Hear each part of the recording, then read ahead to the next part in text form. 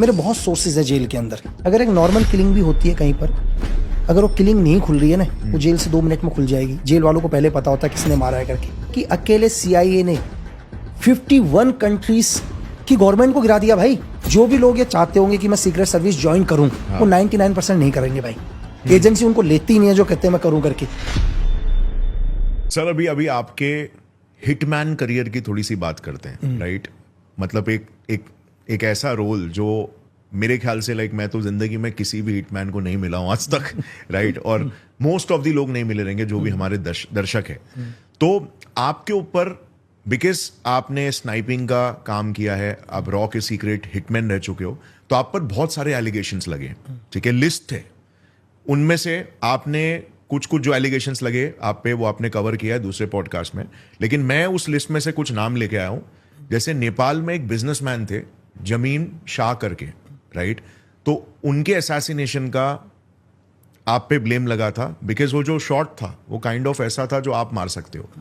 तो इसके पीछे की क्या कहानी है? क्या ये आपका इसमें रोल था, और क्या उसकी ओवरऑल एक बेसिक स्टोरी थी? देखो सर, एक्चुअली क्या है, इस टाइम ये अभी क्यों ज्यादा हाईलाइट हुआ, ये कुछ टाइम से बहुत हाईलाइट चल रहा है जमीन शाह केस, राइट? अभी रिसेंटली अभी क्योंकि फरवरी में 2010 के आसपास हुआ था ये इंसिडेंट।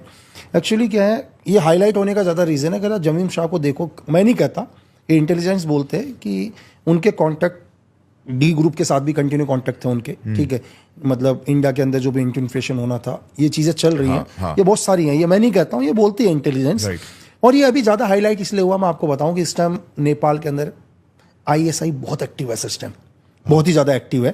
और जो भी एक कंटिन्यू न्यूज के अंदर पाकिस्तान न्यूज वगैरह में चल रहा है, जो मेरा नाम इसके साथ जोड़ा जा रहा है, ये टोटल ISI फंडिंग कर रही है टोटल। मेरे कुछ एक सोर्सेज है जिन्होंने बताया कि अभी पाकिस्तान नेपाल में जो एम्बेसी है वहां से भी कुछ फंडिंग गई है, कुछ एक यूट्यूबर्स वगैरह को या न्यूज चैनल्स वगैरह को, कि इस मैटर में मेरा नाम को डाला जाए करके लगातार, ठीक है? तो ये टोटली ISI का स्टैम है कि टोटल ISI इसको मतलब वो एक्चुअली रॉ को बदनाम करना चाह रहे हैं। बदनाम, मतलब हमारे देश को, मतलब एक चीज है। क्योंकि देखो, अगर ठीक है, मुझे नेपाल गवर्नमेंट के ऊपर पूरा भरोसा है, वहां के कानून के ऊपर भरोसा है, क्योंकि नेपाल हमारा पड़ोसी राज्य है सर, ठीक है?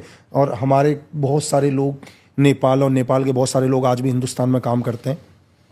तो मुझे नेपाल गवर्नमेंट ने इस केस का इन्वेस्टिगेशन किया, ठीक है? अभी भी जो 2 लोग वांटेड हैं वो नेपाल की वांटेड लिस्ट में है, उनके खिलाफ अभी कोई एविडेंस नहीं मिला। और उसमें नेपाल के एक पुलिस ऑफिसर भी जेल के अंदर है ऑलरेडी, एक बड़े पुलिस ऑफिसर है तो इस टाइम ऑलरेडी नेपाल की जेल के अंदर है सर। तो नेपाल गवर्नमेंट इसमें अपना काम कर ही रही है। राइट। नेक्स्ट आरोप KYKL, जो कि एक मैती का, नॉर्थ ईस्ट में मैती का रेवोल्यूशनरी ग्रुप है, एक्सट्रीमिस्ट ग्रुप है, तो उसके ब्रिगेडियर के असैसिनेशन का, एग्जीक्यूशन का आरोप आप पे लगा है। सर, नॉर्थ ईस्ट में बहुत सारे ग्रुप्स हैं, उनमें से KYKL भी है। तो वैसे तो 36 ग्रुप हैं इस टाइम, इंसर्जेंट ग्रुप, जो नॉर्थ ईस्ट के लिए फाइट कर रहे हैं कई टाइम से, ठीक है? और इनके पीछे पूरा क्या है, पूरा का पूरा नॉर्थ ईस्ट के पीछे से चाइना कह दो, आप MSS कह दो, उनकी फंडिंग्स, पूरा चाइना का प्रोपेगेंडा पूरे नॉर्थ ईस्ट के अंदर, ठीक है? पूरे नॉर्थ ईस्ट को, ताकि नॉर्थ ईस्ट में अशांति रहेगी, नॉर्थ ईस्ट में हम लोग उलझे रहेंगे। CIA का भी रोल है? CIA का बहुत बड़ा, CIA मतलब MSS, मतलब मेजर रोल इसमें ज्यादा। जॉर्ज सोरोस के भी फंडिंग्स के लिंक्स कुछ मिले थे। 100% बिल्कुल, म्यांमार से होते हुए पूरा। और एक्चुअली क्या है, देखो, नॉर्थ ईस्ट से क्या है, गोल्डन ट्रायंगल बनाते हैं लोग ड्रग्स को लेके, ठीक है? जो एक गोल्डन ट्रायंगल बनता है, उसमें मणिपुर बहुत इंपॉर्टेंट है। अभी हालांकि अंदर जो आप अगर मणिपुर इंसिडेंट भी आपने देखा होगा, आपकी मणिपुर जला, उसके पीछे भी एक्चुअली क्या था कि मतलब गवर्नमेंट को, ताकि ये भी पूरा हाथ चाइना का हाथ था कि मणिपुर के अंदर इंसिडेंट रहे, वो लोग आपस में मरते रहे करके जले एक्चुअल में, क्योंकि चाइना को बहुत बड़ा धक्का लगा है, या क्योंकि ड्रग्स का बहुत बड़ा कारोबार, जो मैंने आपको बोला कि एक गोल्डन ट्रायंगल जुड़ता है। हाँ, एक KYKL के SS ब्रिगेडियर, जो खुद को एक ब्रिगेडियर बताते हैं, जो भी ये रेवोल्यूशन ग्रुप है या इंसर्जेंट ग्रुप है, तो वो एक उनकी तरफ से ये पॉइंट है सर कि भाई इनको मारने के पीछे असॉल्ट राइफल से मार दिया कि मेरा हाथ रहा है करके। लेकिन ऐसा नहीं है, मैंने आपको सेम बोला सर, उनका काम है बोलना, अगर कोई भी चीज़ तो एविडेंस रखे ना सर। और चीज़ें ये हैं सर, देखो, चाहे वो मैंने मारा हो या किसी और ने मारा हो, है ना, उससे क्या फ़र्क पड़ता है? जो भी गलत करेगा, अगर इस देश के अंदर अशांति फैलाएगा, हमारी मतलब हिंदुस्तान की धरती में, वो तो मरेगा, चाहे उसको जिसने भी मारा हो दुनिया में।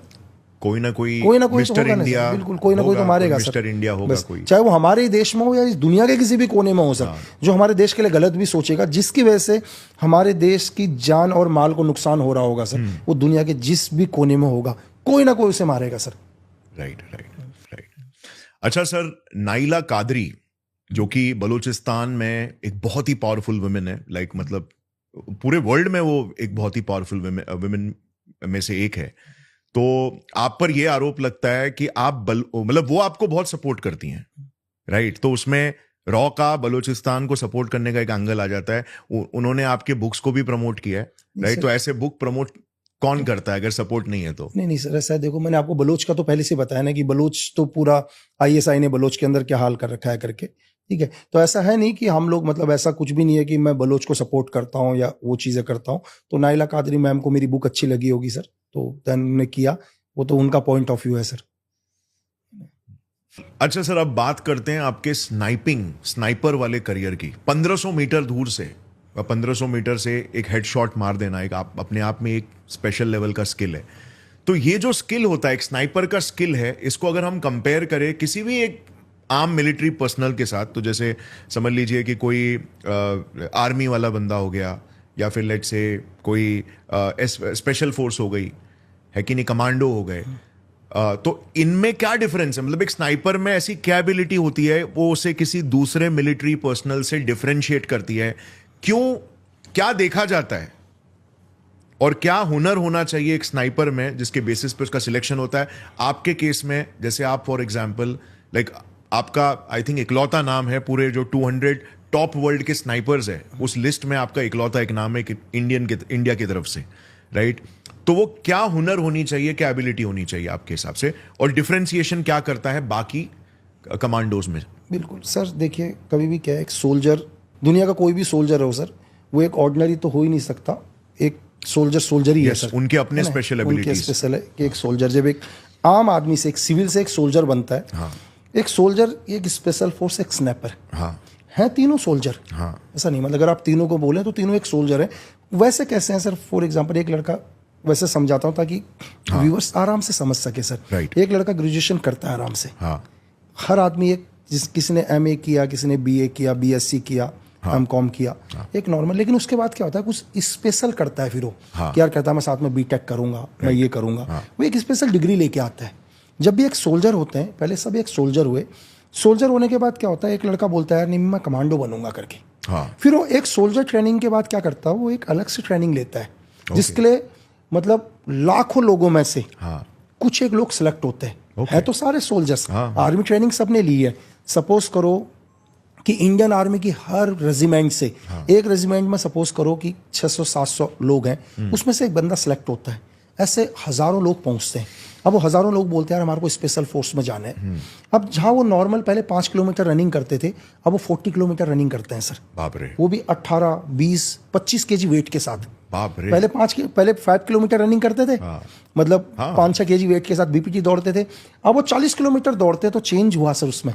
एक नॉर्मल सोल्जर से वो स्पेशल फोर्स के बंदे गए।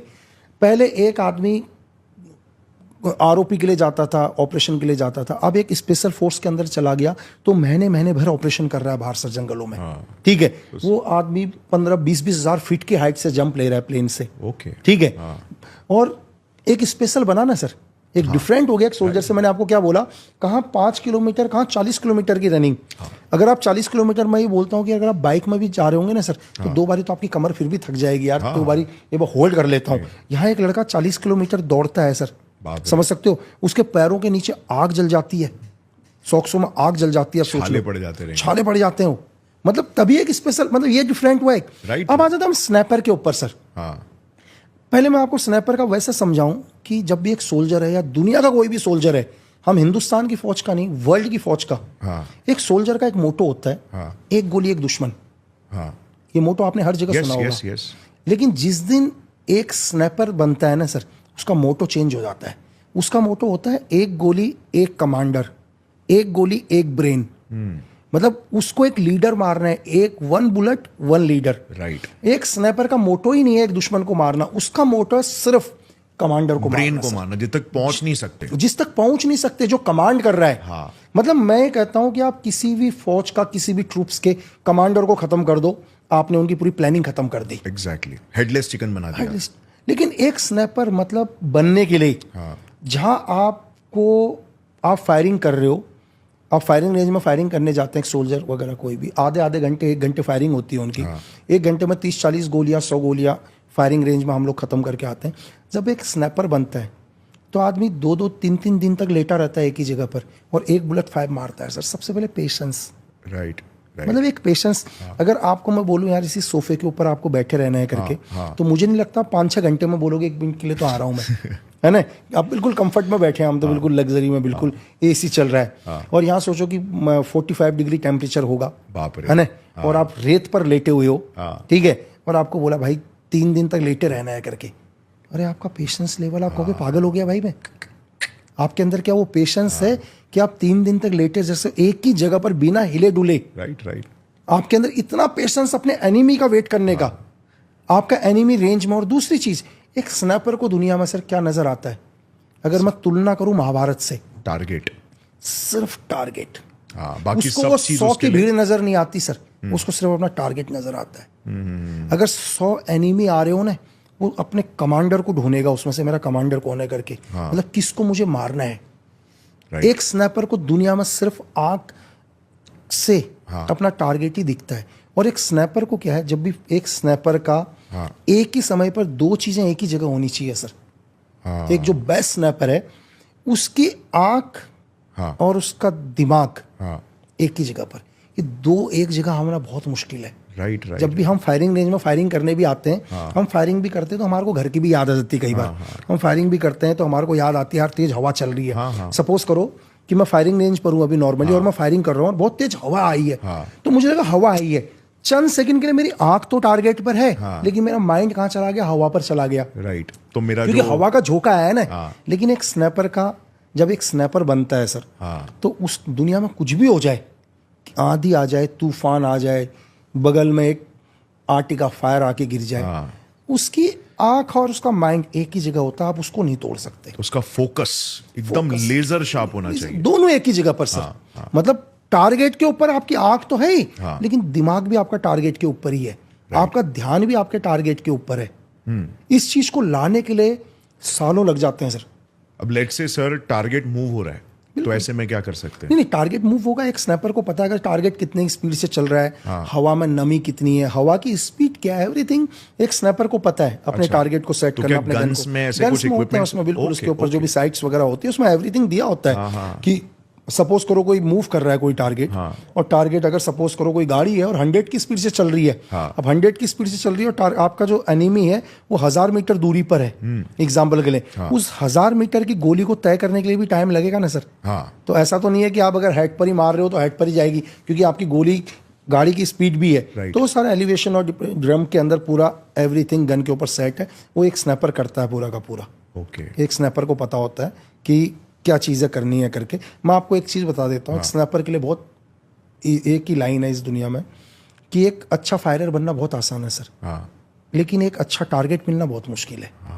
मैं दुनिया में बहुत बेस्ट फायरर बन जाऊंगा, लेकिन मुझे मेरा एनिमी नहीं मिल पाएगा।